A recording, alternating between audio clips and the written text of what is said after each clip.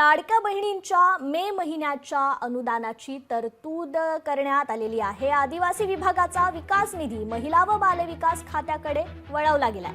335 कोटी 70 लाखांचा निधी महिला व बालविकास खात्याकडे वळवला गेलेला आहे। हा निधी लाडक्या बहिणींना मे महिन्याच्या अनुदानासाठी दिला जाणार आहे। लाडक्या बहिणीचा हप्ता जमा करताना सरकारची मात्र दमछाक होतीये। आदिवासी विकास खात्याचा निधी दर महिन्याला आता वळवला जाणार आहे, अशी महत्त्वपूर्ण माहिती सूत्रांकडून प्राप्त झाली आहे।